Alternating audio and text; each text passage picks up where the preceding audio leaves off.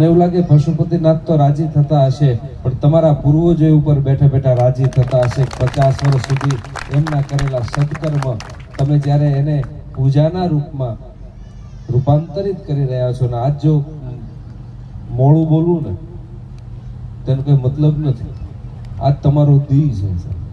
આજ ન બોલી તો ક્યારે બોલે? પ્રેમ અને શ્રદ્ધાની સાથે આપણા પૂર્વજોને યાદ કરતા કરતા બોલો રામચંદ્ર ભગવાન કી જય, દેવની પશુપતિનાથ મહાદેવ કી જય, સનાતન ધર્મ કી જય. ઓમ નમઃ પાર્વતી પતે, હર હર મહાદેવ.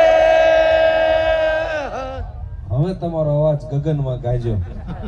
આજના સરસ મજાના ભગવાન પશુપતિનાથના મંદિરના સાનિધ્યમાં એની 50મી વર્ષગાંઠ ઉજવતા આપ સૌ અને આપ સૌની સાથે સાથે તમારા કચ્છમાં બહુ જ મોટું નામ છે, ધર્મમાં મોટું નામ છે, ભૂદેવમાં મોટું નામ છે, કથામાં કથાકારમાં મોટું નામ છે ને એના કરતાં કર્મકાંડમાં પણ મોટું નામ છે એવું અમારે જગદીશ બાપુ જોશી હમણાં સરસ મજાની આપણાને વાત કરતા હતા.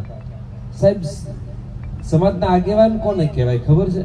ઘણી વખત સમાજની નજરે જોતી પીડા પણ અનુભવ કરવો પડે છે ને કેટલીક વાર પડદા પાછળ રહેલી પીડાનો પણ તમને અનુભવ કરવો પડે છે.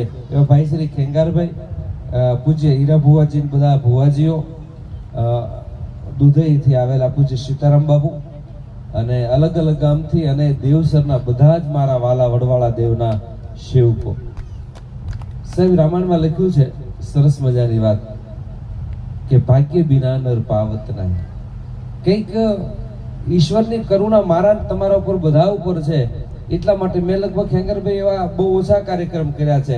કોઈ 50 વર્ષ કે 100 વર્ષની પરંપરાને જીવતું કરવા માટેના બહુ ઓછા કાર્યક્રમ મેં જોયા છે. પણ આ દેવસરમાં તમે 50 વર્ષ એટલે કે તમારા પૂર્વજોના કરેલા સત્કર્મને વધારે ઉજળું કરવા માટે તમે જઈ રહ્યા છો ને એટલા માટે તમને ખોબલે ખોબલા આશીર્વાદ દેવાનું મન થાય છે. શ્રાવણ મહિનાનો પવિત્ર મહિનો ચાલે છે. જીવ અને શિવ એક થવાની મન કર્મ અને વચનથી ભગવાન શિવને દરરોજ, આમ તો ભગવાન શિવ જેવો